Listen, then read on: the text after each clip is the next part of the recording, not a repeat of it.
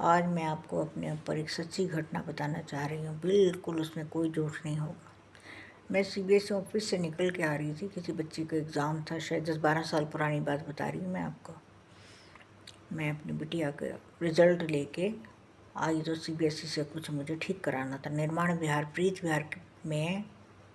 विहार में इसका ऑफिस है, सीबीएसई ऑफिस का अभी भी है। मैं निकल के बाहर मेन रोड पे आके मैं खड़ी हो गई। मैंने कहा चलो, घर मेरा निर्माण विहार है। मैं प्रीत विहार से मैंने बस पकड़ी, नंद नगरी की बस आ रही थी पीछे से, वो जा रही थी यानी कि निर्माण विहार पार्क करके लक्ष्मी नगर साइड। तो मैं उसमें बैठ गई तो मैं नेक्स्ट पे मेरा स्टॉप आ गया। मैं उतर गई तो चैन मेरी गले से गायब हो चुकी थी, और यही चैन थी जो मैंने पहन रखी बुलेट की।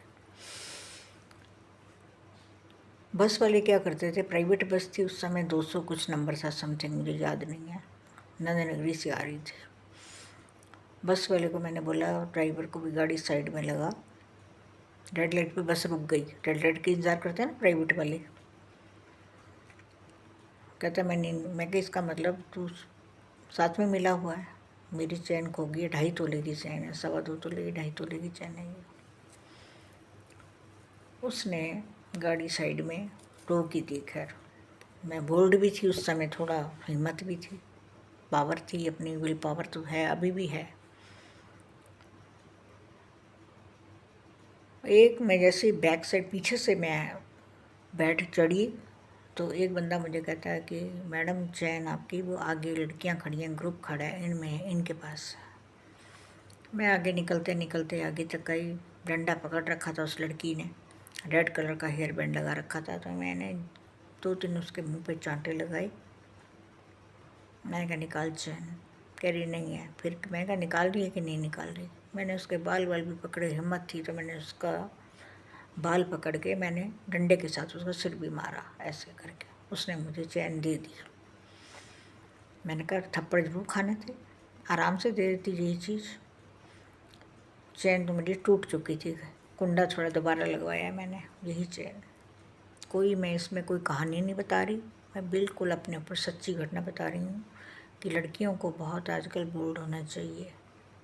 ठीक है, अब तो खैर समय ही नहीं है पहनने का, तो घर में ही पहन लेती हूँ। अब 10-12 साल पहले तो थोड़ा सा निकल जाते थे लोग पहन के।